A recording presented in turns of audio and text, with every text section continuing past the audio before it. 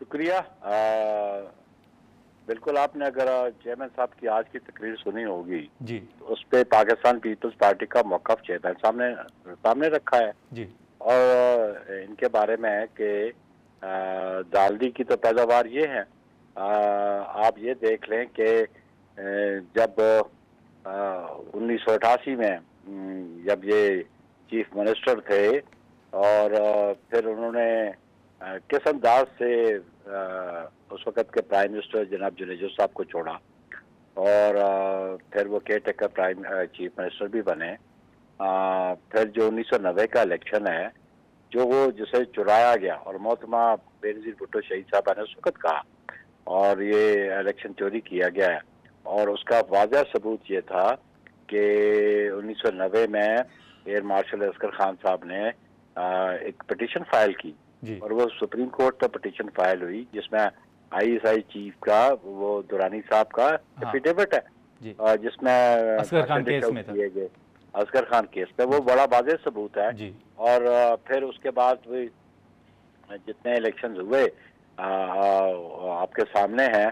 मोहतरमा बेनज़ीर भुट्टो साहब हमेशा कहते रही इलेक्शन चुराया जाता है, चमक दिखाई जाती है। तो फिर आप देख रहे हैं, आप जो 2013 का इलेक्शन था, आरओ का इलेक्शन था और फिर जो मौजूदा इलेक्शन है ये भी तो आपके सामने है। वो हकीकी मानों में वो समझते हैं कि आवाम ने उनको वोट दिया, आवाम ने तो उनको वोट नहीं दिया, इसीलिए वो फॉर्म 47 की गवर्नमेंट कहते हैं। तो मैं समझता हूँ कि पाकिस्तान पीपल्स पार्टी कभी किसी सहारे इक़्तिदार में नहीं आई। पाकिस्तान पीपल्स पार्टी अवामी कुव्वत की बुनियाद पे हमेशा इक़्तिदार में आई और हमेशा आवाम के मैंडेट का एहतराम किया। हम अभी भी ये कहते हैं कि हम शिकस्त क्यों तस्लीम करें जब अवाम ने हमारे हक में फैसला दिया, जी उस फैसले को तब्दील किया गया। हमारी मेजॉरिटी थी वहाँ पे 13 सीटों में और हमसे 3 सीटें बराह रास्त छीनी गई हैं वहाँ पे। चौधरी यासीन की सीट जो उसकी आबाई सीट है, हमेशा से कामयाब होता रहा। 30 पोलिंग स्टेशन पे उन्होंने धांधली की। अब हमारे पोलिंग एजेंट्स को बाहर निकाल के ठप्पे लगाए और वहाँ पे जो टर्न ओवर है उन 30 पोलिंग स्टेशन का, बाकी जगह 40%, 41% से ज्यादा नहीं है। उन पोलिंग स्टेशन का टर्न ओवर 90% से ओवर है।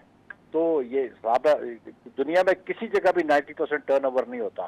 तो ये इतना टर्न ओवर दिखाया गया उस पर। तो ये सीट हमसे छीनी गई, हमें नक्याल वाली सीट हमसे छीनी गई, इखलाक वाली सीट हमसे छीनी गई। तो ये तो बराह रास्त धांधली की पैदावार तो ये है।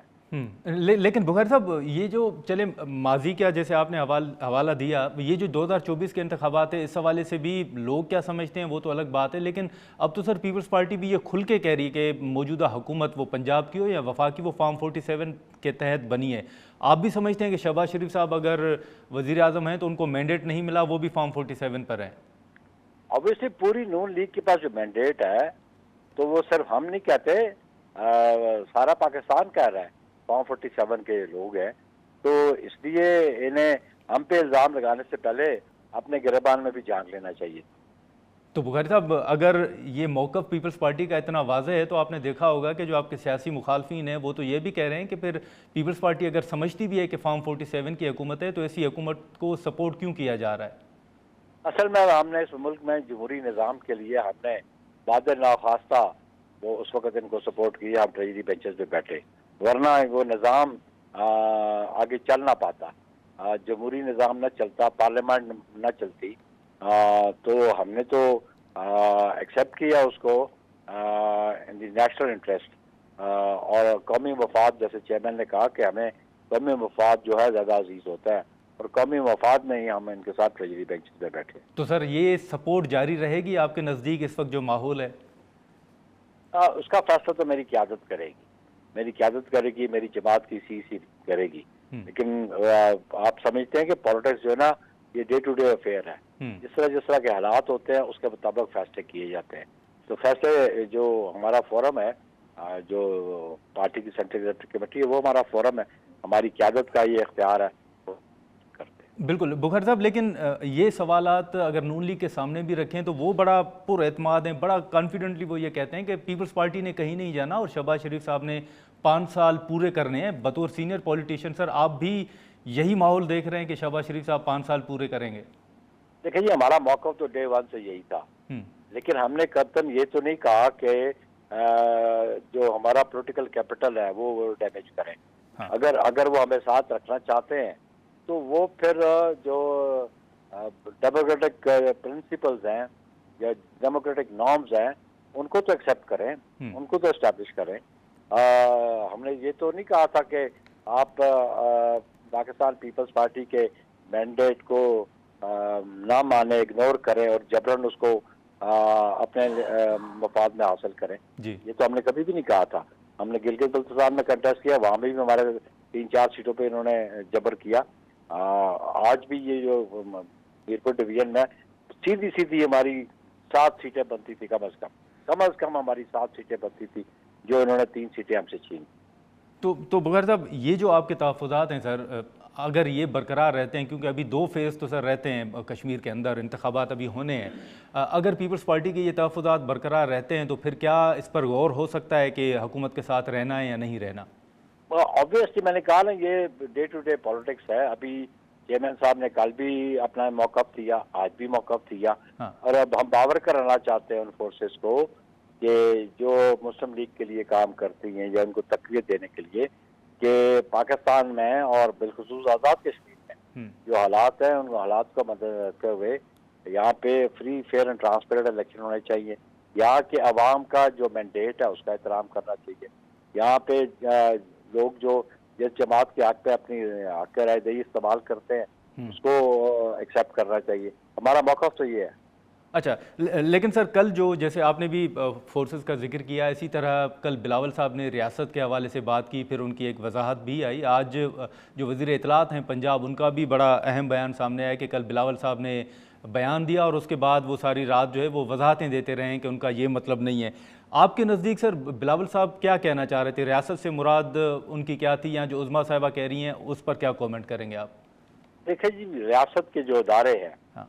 उसमें इलेक्शन कमीशन भी आता है, उसमें कैबिनेट भी आती है। उन अदारों की तरफ है कि आज भी उनका जो कश्मीर अफेयर्स का मिनिस्टर है वो मुजफ्फराबाद में बैठा हुआ है, वो डायरेक्शन जारी कर रहा है। यहाँ पे हमारे जो प्राइम मिनिस्टर है उनकी तो इफेक्टिवनेस नहीं है, क्योंकि एक तो इलेक्शन प्रोसेस शुरू हो गया, डे टू डे अफेयर होते हैं। लेकिन वहाँ से अगर इस्लामाबाद से आप कश्मीर के मामला को कंट्रोल करेंगे तो ऑब्वियसली हम एतराज़ तो करेंगे। अगर इलेक्शन कमीशन जो है वो फ्री फेयर इलेक्शन कराने में अपना किरदार अदा नहीं कर सकता तो उस पर भी हमारे तहफ़्फ़ुज़ात, ऐसे भी हमने बात की। ठीक है बुखारी साहब, आखिर में सिर्फ इतना बताइएगा सर कि ये जिन तहफ़्फ़ुज़ात का बिलावल साहब ने आज भी इजहार किया है और 2 फेजेस के हवाले से भी वो बात कर रहे हैं, सर अगर सूरत हाल बरकरार रहती है तो बतौर सीनियर पॉलिटिशियन सर आपके खदशात क्या हैं, आपके तहफ़्फ़ुज़ात क्या हैं? देखिए जी, हम तो बड़े हमारी मेजॉरिटी बनती थी मीरपुर डिवीजन में। हम बड़े समझते हैं कि जो हमारी पोजीशन है यहाँ पे ऑन ग्राउंड, हमारी बहुत बेहतर पोजीशन है और हम यहाँ पे सीटें जीतना चाहते हैं। हाँ। बिलखुसूस एक बात जो मैं बताना चाहता हूँ कि इलेक्शन कमीशन को जो सीटें ये पंजाब में है 10.5 सीटें बनती हैं जी। और 1.5 सीट जो है एक कराची की और पेशावर में भी, देखें उनके रिजल्ट्स जो है ना वो बड़े अहमियत के हामिल हैं। इसलिए इलेक्शन कमीशन आज़ाद कश्मीर को इंश्योर करना चाहिए free fair and transparent election. ठीक है, क्योंकि वो जो मौक़िफ़ था राना सनाउल्लाह का 11 सीटें हमारी जेब में होती हैं, फिर अगर ये बात हो, अगर इलेक्शन वहाँ पे फ्री फेयर ना हुए तो फिर उनकी तो फिर हमायत हो जाएगी, उनके बयान की तस्दीक हो जाएगी। चलें बहुत शुक्रिया नैयर बुखारी साहब, आपने सर वक्त निकाला। नाज़रीन, पीपल्स पार्टी के सीनियर रहनुमा सेक्रेटरी जनरल नैयर हुसैन बुखारी साहब की गुफ्तगू आपने सुनी, जो पीपल्स पार्टी के तहफ़्फ़ुज़ात थे, जो उनको खदशात हैं, उस हवाले से हमने गुफ्तगू की। यहाँ पर एक मुख्तसर सा ब्रेक लेते हैं और ब्रेक के बाद शफ़ीउल्लाह जान साहब हमें ज्वाइन करेंगे।